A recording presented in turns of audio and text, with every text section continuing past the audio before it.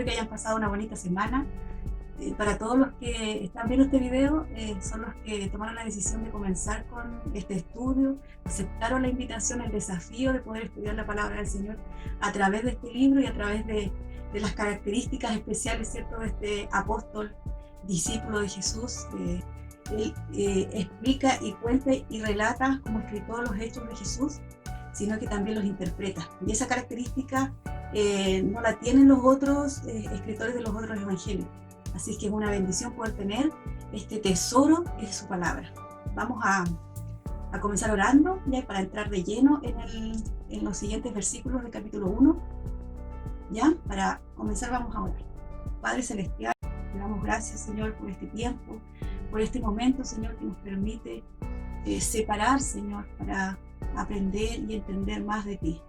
Gracias, Espíritu Santo, por darnos la capacidad de poder entender, Señor. Revélanos tu palabra cada día y enséñanos, Señor, a poder ponerla en práctica. En el nombre de Jesús, amén. Bien, y vamos a seguir con el versículo, cierto que vamos en el 13, vamos a continuar con el 14. Y aquí el verbo fue hecho carne y habitó entre nosotros y vimos su gloria como la del unigénito del Padre, lleno de gracia y de verdad. Este versículo, el 14, es uno de los más importantes de este libro, que le da en realidad base a todo este libro de Juan. Y bueno, Juan, el escritor de este libro, se considera, escuché alguna vez a alguna persona describir las características de Juan y lo consideraba y lo definía como un cirujano que con cada palabra y cada escrito, cada hecho que elegía para dejarlo en su libro, lo elegía de una forma tan precisa, y es considerado como un cirujano que con pinzas él iba eligiendo y poniendo cada escrito y cada hecho en sus historias. Y claro que es así, porque cada palabra que Juan utilizaba tiene un significado más allá de lo que podemos ver, y a veces cuando vemos por encima, ¿cierto?, no logramos captar o sacarle todo el provecho que Juan y toda la riqueza que nos entrega Juan. Entonces, ¿de qué se trata esto? Dice, aquí el verbo fue hecho carne y habitó entre nosotros. La palabra habitó, esa viene desde la antigüedad, ¿cierto?, cuando el pueblo de Israel estaba siendo rescatado por Moisés, que fue enviado por Dios para sacar a su pueblo desde Egipto, y estuvieron mucho tiempo en el desierto. Entonces, ellos hicieron literalmente un tabernáculo, una tienda de campaña donde la presencia del Señor estaba ahí, habitaba ahí, en el desierto, en el tabernáculo, y solamente una persona, que era el sacerdote, que estaba encargado de una de las cosas que tenía que hacer era vivir para santificarse, para ser representante de todo el pueblo ante los ojos de Dios. Entonces, ese tabernáculo, Juan lo trae para acá para representar a Jesús, que esa presencia del Señor, que antes habitaba en un tabernáculo físico, ¿cierto?, vino enviado por el Padre a la tierra a encarnarse y ser nuestro tabernáculo, y vino de la forma más humilde y más cercana a la humanidad. Él comía con los pobres, sanaba leprosos, sanaba a los ciegos, hizo tantas sanidades, se juntaba con personas que tenían una reputación dudosa, ¿cierto?, con la mujer samaritana, que tenía un pasado súper oscuro, con Zaqueo, no me acordaba, Zaqueo, ¿cierto?, que era un cobrador de impuestos, que tenía muy mala reputación en ese tiempo, ¿cierto? Los cobradores de impuestos eran ladrones, ¿cierto?, considerados como ladrones. Y así, de la manera más accesible al ser humano, vino ese tabernáculo, y ahora no era exclusivo de una sola persona, sino de todo el mundo. Y de eso se trata, el tabernáculo vino a acercarse a la humanidad. Y acá vamos a ver también una de las doctrinas que son las más importantes y fundamentales en nuestra fe, que es la doctrina de la encarnación. ¿De qué se trata esto? Que Jesús, siendo 100% hombre y 100% Dios, tuvo las características propias de un ser humano. Tuvo debilidades, tuvo emociones humanas, como por ejemplo en Lucas 7, del 7 al 12, dice que Jesús tuvo limitaciones físicas. Cuando era un bebé tuvo que ser envuelto en pañales por su madre. En Hebreos 5:8 dijo que ahí dice que pasó por un proceso de aprendizaje y de formación. También en Juan 12:27 y el 12:21 vemos cómo Jesús se quebrantaba cuando lloró. cuando Lázaro murió, ¿cierto? Él se angustió, él se sintió muy triste y también sintió enojo, ira por defender lo que a Dios le pertenecía, que era el templo, cuando fue, ¿cierto? Y lo encontró convertido en un mercado. Entonces él con mucha propiedad echó a todos de ahí y se enojó y dio todo vuelta. Lo hemos visto, yo en realidad como que logro imaginarme eso, pero igual lo hemos visto en películas. Y Jesús tuvo emociones humanas y ahí nos demuestra de que Él fue 100% hombre y 100% Dios. ¿Y por qué es tan básico y tan importante comprender que Jesús sí vino como hombre a la tierra siendo 100% hombre? Primero, por dos razones fundamentales y que yo quiero que podamos ver. La primera es que Jesús vino a realizar la obediencia perfecta, ¿ya?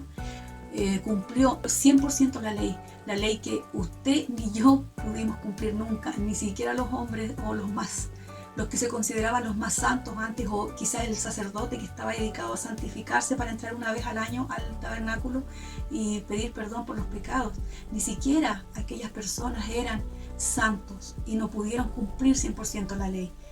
Entonces Jesús sí, Él fue perfecto, vino con su obediencia perfecta a atribuirnos esa santidad y esa perfección a nosotros, porque Dios nos ve como perfectos, como Jesús es perfecto. Y podemos acercarnos al Señor Jesús y a Dios, porque Él lo hizo posible. Y la segunda razón, porque Él vino a hacer un sacrificio sustituto. Él tomó nuestros pecados y murió por nuestros pecados en la cruz, ¿cierto? Antes se usaba un cordero. El sacrificio de perdón de pecados era una vez al año y se sacrificaba un cordero que debía ser criado específicamente a la perfección, debía ser un cordero perfecto para el sacrificio. Pero vino Jesús a la tierra como hombre para Él ofrecerse como un sacrificio por nuestros pecados. Y de esa forma, ¿cierto? Él tomó nuestros pecados y se los atribuyó a Él para liberarnos a nosotros y dejarnos capacitados para poder tener la libertad de llegar al Padre, ¿cierto? Porque por nuestro pecado y su santidad, el momento en que uno se acercaba antes de Jesús, caía muerto. Pero con Cristo vino a atribuirse nuestros pecados para salvarnos a nosotros, para atribuirnos la santidad. Porque si Él no hubiese sido hombre, jamás habría podido tomar los pecados y hacer todo lo que correspondía para que quedáramos libres de pecado. Y ahora Jesús nos ve como libres, como personas libres.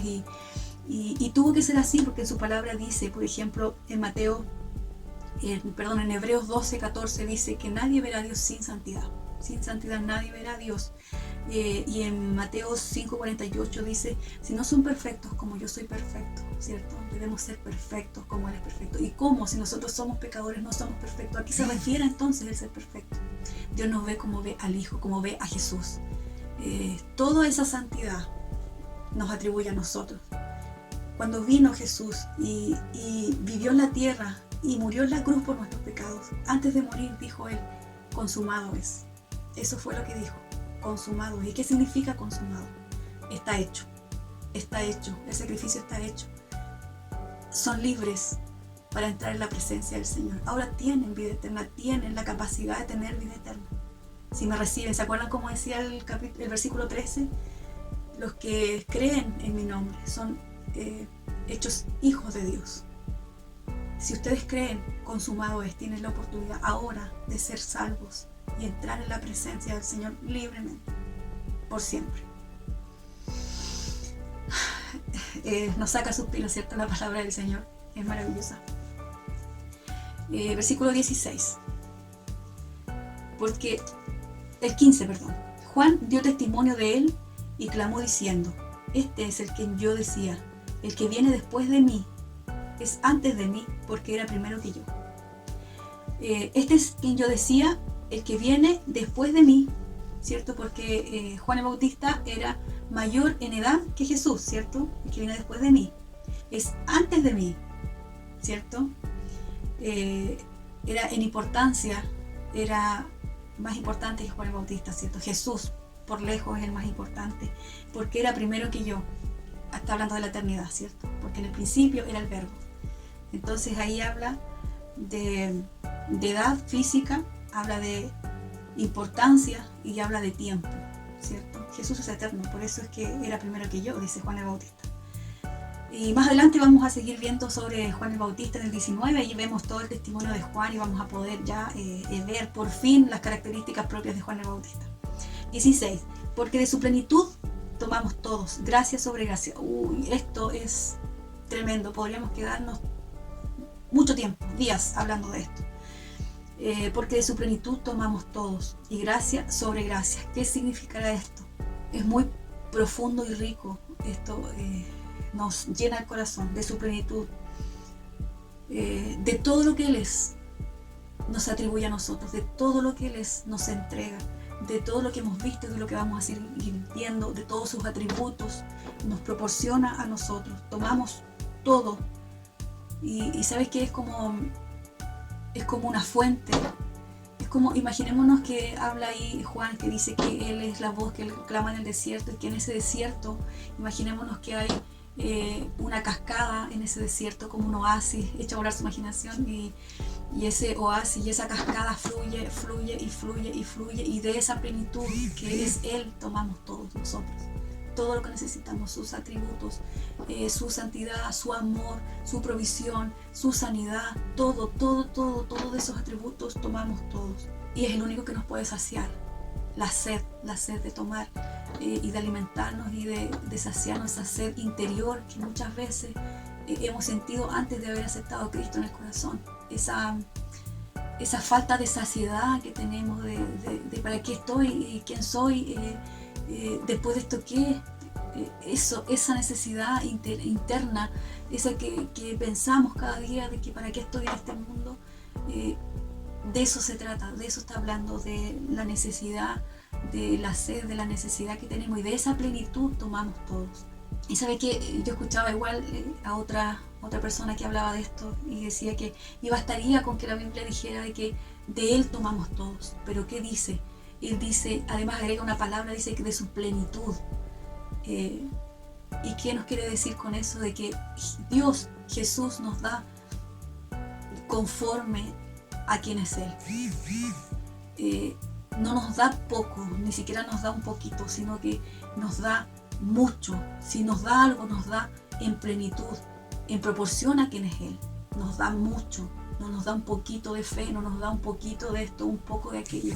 Él nos da de su plenitud, y eso es hermoso, de su plenitud. Nos da todo su amor. En el Salmo 123 dice, el bien y la misericordia nos seguirán, ¿cierto? Y esa también es parte de su plenitud. Aun cuando nosotros nos quisiéramos alejar de Dios, Él nos sigue y Él nos persigue, ¿cierto? Se viene a mi mente una canción de Christine de Clarion que dice, no la voy a cantar, encuentra mi escondite, alcánzame si huyo, ¿cierto? Y ese es nuestro Señor, porque aún, como dice en el Salmo 123, aún cuando nos escondamos de su presencia, ahí está Él, socorriéndonos siempre, entregándonos de su plenitud. Inagotable, como una fuente, ¿cierto? Inagotable. Una vez que hemos alcanzado su gracia, es incondicional, su gracia es incondicional. No es como otras religiones, ¿cierto? Que dicen que tú tienes que hacer esto, tú tienes que hacer esto otro para que tu Dios te dé esto. Tú tienes que seguir ciertas conductas, ciertos patrones para que tu líder o tu ídolo haga esto, te proporcione esto. Pero Dios no, Él cumple todo, solo nos da el conocimiento. Dios, yo creo que los cristianos, quienes creemos en Dios, hemos errado tanto en esto. Hemos enredado el Evangelio y la palabra de Dios en tanto religiosidad. Y hemos envuelto y hemos entregado un mensaje tan errado de que tienes que hacer esto, del no. No es así. Dios nos entrega el conocimiento, que es esto, lo que estamos viendo, es esto, es amor, es plenitud. Solo debemos hacer lo que dice el versículo 12, más todos los que le recibieron y los que creen en su nombre y les dio potestad de ser hechos hijos de Dios. Y nada más, y su gracia, sobre gracia, ¿cierto? Dice en el 16, gracia sobre gracia. ¿Qué significa?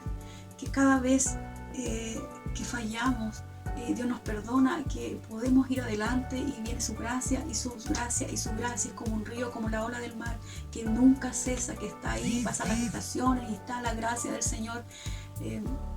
Y no podemos, a veces sentimos temor de decir esto, no digas eso, que tú tienes siempre perdón, porque si lo dices, la gente va a salir y va a pecar todo el tiempo. Y no es así, más bien es la seguridad, la garantía.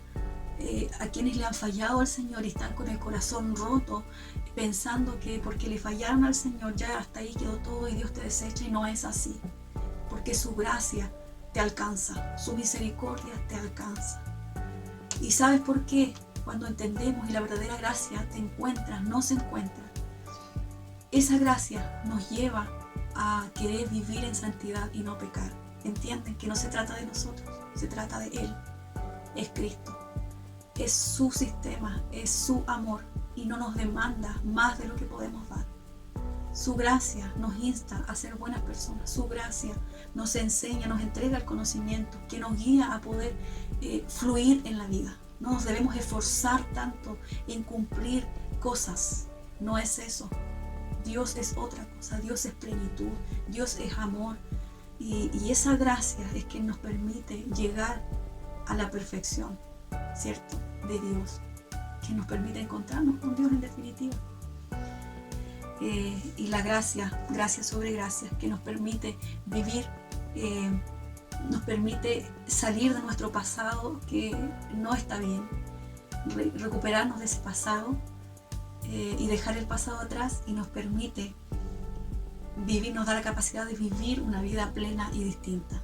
Eso es gracia, nos perdona nuestro pasado y nos permite vivir nuestro presente de una manera buena, perfecta. Y eso es gracia sobre gracia. Y el versículo 17, pues la ley por medio de Moisés fue dada, pero la gracia y la verdad vinieron por medio de Jesucristo. Bien, el judío promedio, ¿cierto? Antes tenía la mentalidad de que yo tengo que cumplir algo para recibir perdón y gracia de Dios. Pero por medio de Jesús, ¿cierto? Vino la gracia y la verdad. Como ya lo vimos, ¿cierto? Donde el pecado abunda, sobre eso sobreabunda su gracia. Y eso está en Romanos 5:20. Ahí nos habla de la gracia de Dios y de su perdón. Versículo 18. A Dios nadie le vio jamás. El unigénito Hijo que está en el seno del Padre, Él le ha dado a conocer. Vino, ¿cierto?, nuestro Señor Jesús, que es nuestro Dios mismo, a encarnarse para darnos testimonio de Él, para que le conociéramos. Y aquí vemos en el versículo 18 que antes teníamos a los profetas para escuchar la voz de Dios, y al tabernáculo para poder acercarse la humanidad a Dios. Pero ahora tenemos a Jesús, y aquí en el 18 vemos la total esencia del Padre reflejada en el Hijo. Vamos a repasar del 1 al 18, eran muy específicos y muy interesantes, y había mucho que sacar de ahí, pero es más histórico desde el 19 hasta el 28, que es el testimonio de Juan el Bautista. Y que esto se viene súper bueno porque las características de la persona misma de Juan el Bautista es algo muy interesante y que nosotros debemos vivir también. Entonces lo vamos a leer entero y luego vamos a sacar algunos puntos sobre todos esos versículos, ¿ya? Testimonio de Juan el Bautista. Este es el testimonio de Juan cuando los judíos enviaron de Jerusalén sacerdotes y levitas para que le preguntasen: ¿tú quién eres? Confesó, y no negó, sino confesó: yo no soy el Cristo. Y le preguntaron: ¿qué pues? ¿Eres tú Elías? Dijo: no soy. ¿Eres tú el profeta? Y respondió: no. Le dijeron: pues ¿quién eres? Para que podamos dar respuesta a los que nos enviaron. ¿Qué dices de ti mismo? Dijo: yo soy la voz de uno que clama en el desierto: enderezad el camino del Señor, como dijo el profeta Isaías. Y los que habían sido enviados eran de los fariseos. Y le preguntaron y le dijeron: ¿por qué pues bautizas tú si tú no eres el Cristo, ni Elías, ni el profeta?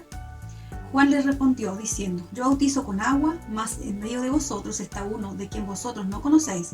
Este es el que viene después de mí, y el que es antes de mí, el cual yo no soy digno de desatar la correa del calzado. Estas cosas sucedieron en Betábara, al otro lado del Jordán, donde Juan estaba bautizando. Y podemos sacar mucho conocimiento de acá, y podemos extraer parte del carácter de Juan el Bautista y de lo seguro y que estaba de la misión con la cual él había venido a esta tierra. Y primero vamos a ver que la gente, la actitud de las personas que estaban a su alrededor, ¿cierto? Que escuchaban su mensaje, que era un mensaje en esos tiempos revolucionario. Juan el Bautista era una persona no convencional, muy poco convencional, era muy extraño, era una persona que no vivía precisamente en la ciudad, era una persona que vivía en el desierto, que vestía raro, comía raro, hablaba raro, ¿cierto? Y venía con un mensaje súper claro. Y la verdad que no era alguien que hablaba algunas cosas y que algunos le escuchaban, era como el hombre del momento. Pese a su rareza, pese a lo extraño que era, tenía muchos seguidores que escuchaban día tras día su palabra, y él tenía discípulos también, ¿ya? Y uno de esos discípulos era precisamente Juan, el escritor de este libro, el discípulo amado. Y esto es impresionante porque la gente, y estaba siendo tan famoso, había causado tanta revolución respecto a ese tiempo, porque no nos olvidemos que en ese tiempo estaban esperando al Mesías, al Salvador político. Los judíos estaban esperando por la condición social y política que había en Roma, entonces estaban esperando este Salvador, este Rey. Entonces, que Juan el Bautista haya empezado a decir estas cosas les causaba mucha incertidumbre. Entonces, aquí decía en el 19 que los sacerdotes y levitas le preguntaban a Juan el Bautista y mandaban gente para que le preguntaran, vayan a preguntarle quién es él, si es Elías, si es el profeta, porque estaba causando algo grande. Entonces él, a pesar de la intriga de que era famoso, ¿cierto? Él no se atribuye nada, no se atribuye fama, no se atribuye importancia, no se atribuye, siempre estuvo desviando la atención hacia Jesús. Viene alguien que es antes que yo, que viene después de mí, pero es más importante que yo, el Cristo, Él, vayan a Él, yo vengo por Él, vengo a hacer cosas para Él, vengo a preparar el camino. Entonces, él, lo único que se atribuye y su autodescripción, después de que ya le insistieron varias veces, que él decía, ¿saben qué? Yo no soy él, yo soy Juan el Bautista, y soy una voz. Y era tan humilde y era tan consciente de que él no era el Cristo y él no era el importante aquí, que ni siquiera se describió como yo soy Juan, hijo de Zacarías, y soy hijo de y soy lleno del Espíritu Santo desde mi nacimiento. No dijo eso, no se valió de sus referencias familiares ni genéticas, porque él era familiar. No nos olvidemos que María, la madre de Jesús, era prima de Elizabeth, la mamá de Juan el Bautista, eran parientes ellos. Entonces no se valió que yo soy el primo del Salvador, nada. Él solo se describe como una voz. Eso nos debe hacer ruido en nuestra cabeza. A mí me hizo mucho, no atribuirnos lo que no nos corresponde. Como vimos en el video pasado, nosotros somos las lunas y Dios es el sol. Nosotros reflejamos su luz. Y debemos estar tan conscientes de eso, porque Juan el Bautista no era satisfecho su ministerio en ser conocido, sino él era satisfecho al saber que está cumpliendo y que preparó el camino para que viniera el verdadero Salvador. Entonces él dijo, soy la voz, y fue reconocida esta palabra porque en Isaías 40:43 decía, a través del profeta Isaías, que lo pueden ver después, fue anunciado en ese tiempo por Isaías de que Juan el Bautista iba a venir en algún momento. Entonces esa profecía, que había sido escrita mucho tiempo atrás, se cumplió finalmente en este siglo. Y eso es hermoso, maravilloso. Y él defendió muy fuertemente cuando él lo confundían con el Mesías o con el profeta o con Elías, y le decía, pero tú eres el Cristo. Y él dice en la lengua primitiva, decía que él defendía muy fuertemente, y que no es que solamente decía no soy, sino que se enojaba y decía con mucha violencia, yo no soy el Cristo, porque sabía lo que significaba que él se atribuyera algo. Nada de lo que hubiese hecho él en su vida y en su ministerio hubiese tenido sentido si él se hubiese atribuido algo. Y eso debe ser para nosotros también. A veces es muy fácil que se nos suban los humos, ¿cierto?, a la cabeza, de que alguien nos reconoció, alguien nos vio, alguien reconoció algo que hicimos, y se nos sube, ¿cierto?, el ego, y eso no nos puede pasar.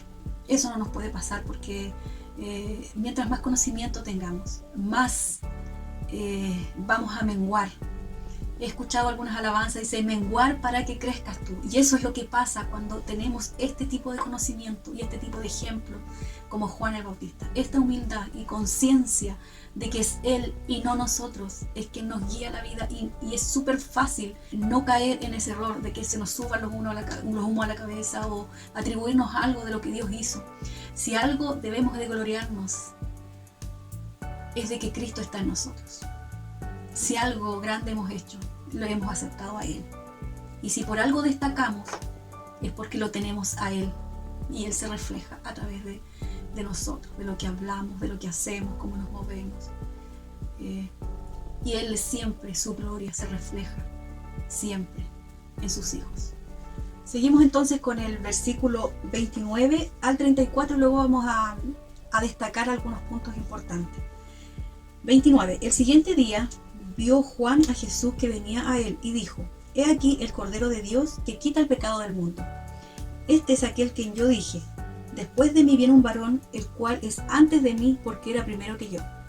Y yo no le conocía, mas para que fuese manifestado a Israel. Por esto vine yo bautizando con agua.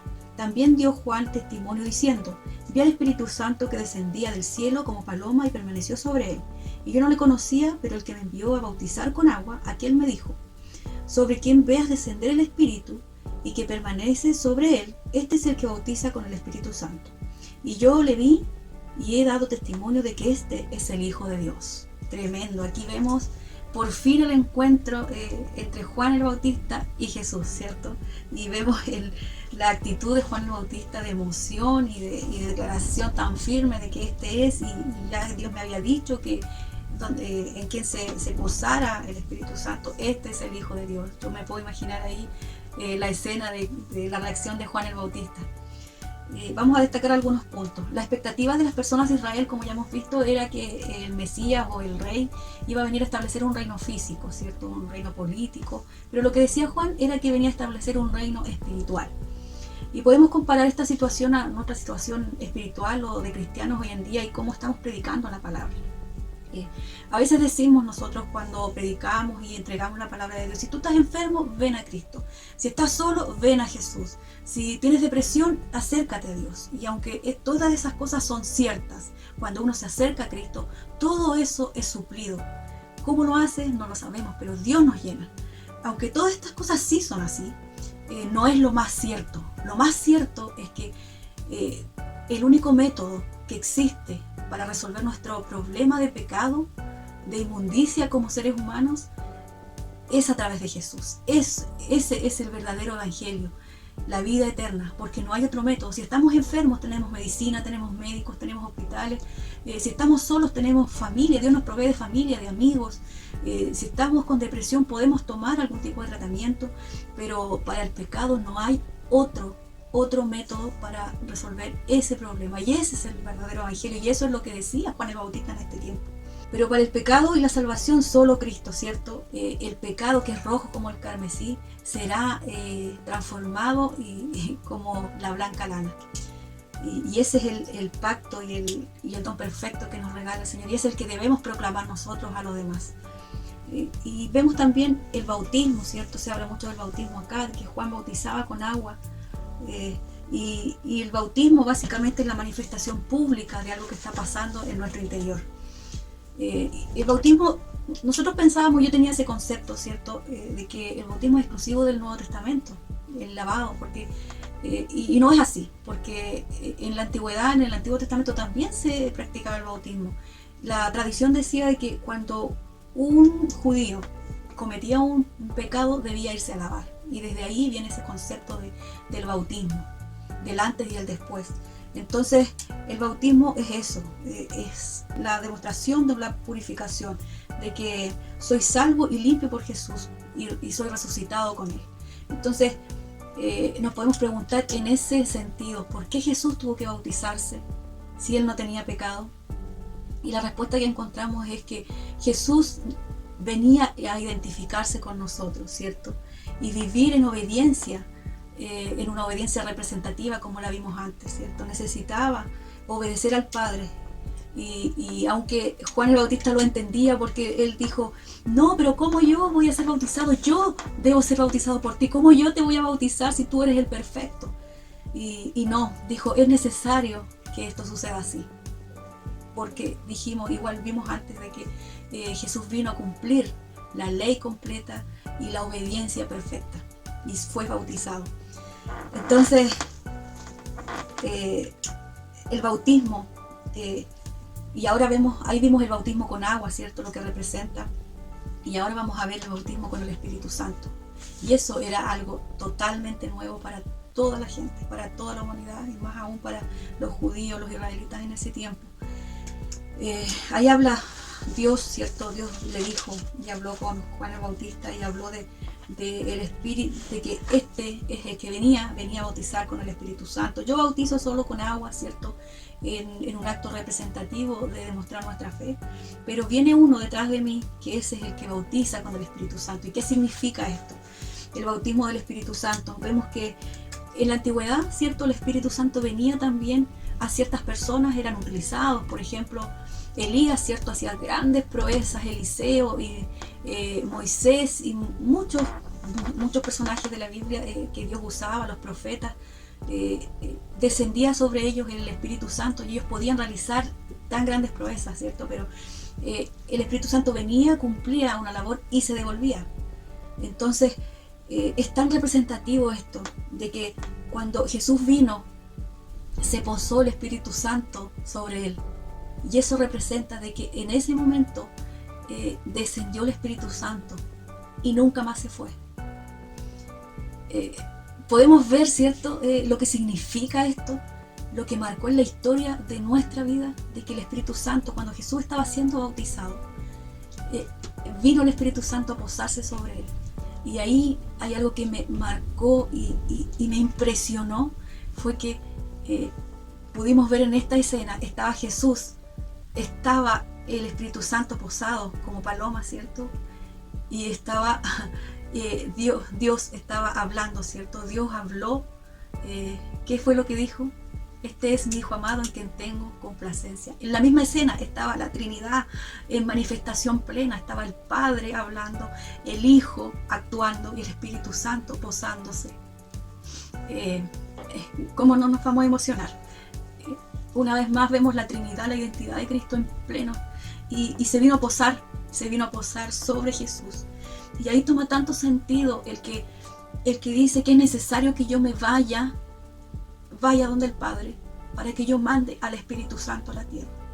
Y desde ese tiempo, hermanos, que nosotros hemos gozado el Espíritu Santo día y noche. No viene a posarse y luego se va como en la antigüedad.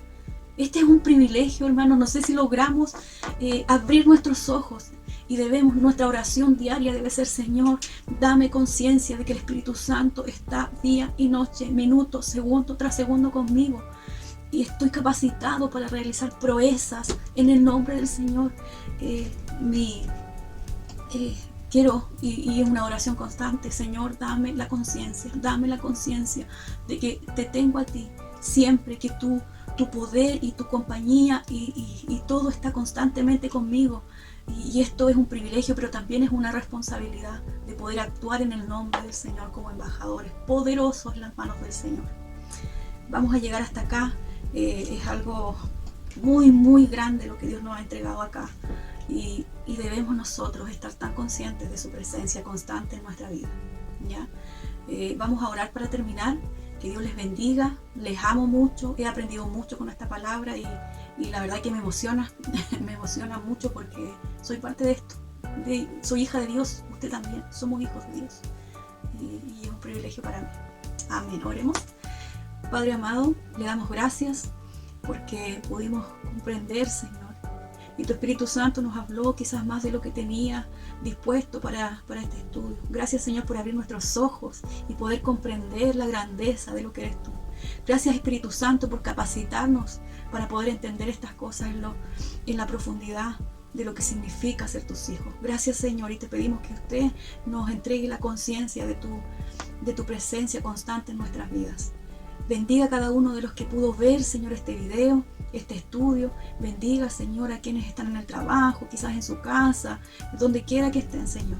Te los bendiga y nos capacite cada día para ser más sensibles a tu voz. En el nombre de Jesús. Amén. Amén. Dios les bendiga. Nos estamos viendo.